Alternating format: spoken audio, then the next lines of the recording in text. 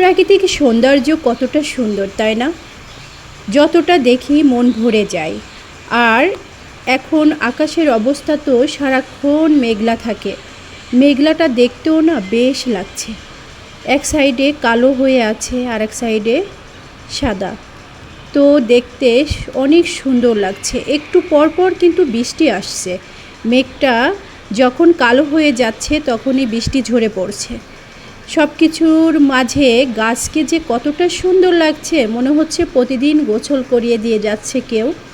এতটা স্নিগ্ধ গাছে এই বৃষ্টির সময় ছাড়া কিন্তু বোঝা যায় না। আর আমার বেলকুনিতে ক্যাকটাস গাছটা তো সেই সুন্দর লাগছে। যখন জোরে বৃষ্টি আসে ক্যাকটাস গাছটাকে ভিজিয়ে দিয়ে যায়, এতটা সুন্দর লাগে, মনে হয় যেন শ্যাম্পু দিয়ে গোসল করে আসে। আর তেমন দেখতে আলু গাছটা এত সুন্দর। এই আলু থেকে তৈরি হয়েছে এই গাছটা। আলু গাছের কল বেরিয়েছিল, সেখান থেকে আমি আলু গাছটা তৈরি করেছি। খুবই সুন্দর লাগে বেলকুনিটা যখন সবুজের ছায়াটা আমি দেখি। আর এই যে দেখেন কাটিংটা দিয়ে আমি একটা বোতলে ভরে রেখেছি, এটাও দেখতে সেই সুন্দর লাগে। তো দেখতে দেখতে মেঘলা মনে হচ্ছে কাছেই চলে আসছে।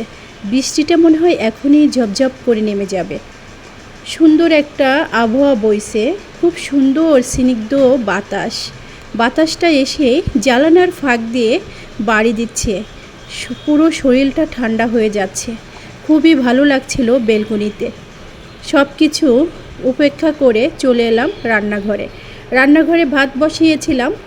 তো এই তো ভাত বলক চলে আসছে।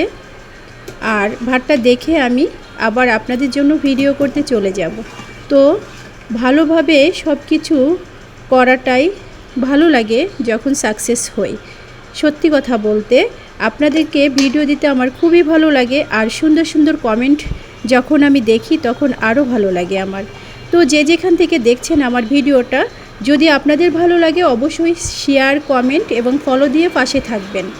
এর ভিতরে খালা এসে ঘর মুছে দিয়ে যাচ্ছে। খালা একটু দেরিতে আসছে আজকে, তো ঘর মুছলো। এই সাইডে আমি কাজ করছি আর পাশে খালা ঘর মুছছে। তো ঘর মোছার পরে ঘরটা এত ভালো লাগে, খুবই সুন্দর একটা ভালো লাগা ফিল করে, তাই না?